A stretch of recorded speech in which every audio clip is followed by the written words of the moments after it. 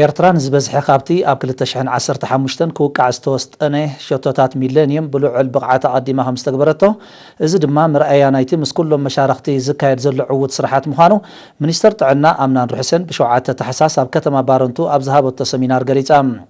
ኣብቲ ካብ ኩለን ንኡሳን ዞባታት ጋሽ ባርካ ንዝመፁ ወከልቲ ህዝብን ኣብቲ ዞባ ዝነጥፉ ሓለፍቲ ኣካላት መንግስትን ግንባርን ማሕበራትን ዘካየደቶ ሰሚናር ሚኒስተር ኣምና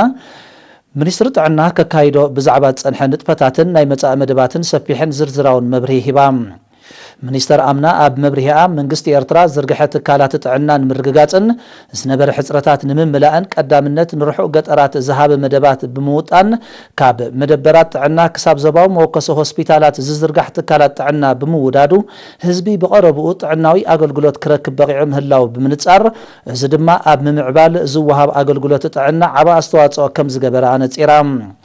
ጥዕናዊ ንቕሓት ሕብረተሰብ ንምብራኽ ዝተኻየደ ጻዕሪ ዘተባብዕ ውፅኢት ከም እተረኽቦ ዝጠቐሰት ሚኒስተር ኣምናን ሩሕሴን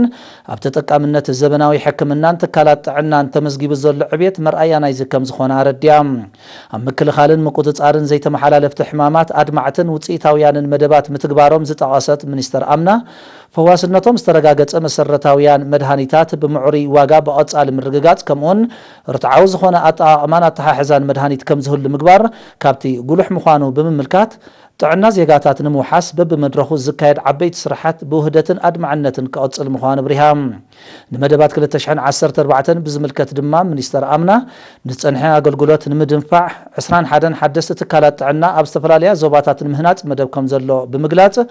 ዝተሓፍሰ ዓወት ንኽዕቀብን ንኽድንፍዕን ንጡፍ ተራ ተሳትፎ ህዝብን ምምሕዳራትን ብዝበለፀ ክቕፅላ ዘኻኺራ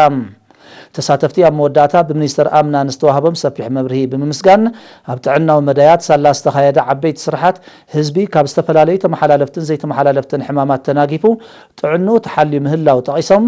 ኣብ ዝርግሐ ትካላት መሳርሕታትን ቀረብ መድሃኒታትን ሓሓሊፉ ዝረአ ሕፅረታት ንኽውገድ ሚኒስትሪ ጥዕና ከካይዶን ፀንሐ ፃዕርታት ብዝለዓለ ክቐፅሎ ዘለዎም ፅኑዕ እምነት ገሊፆም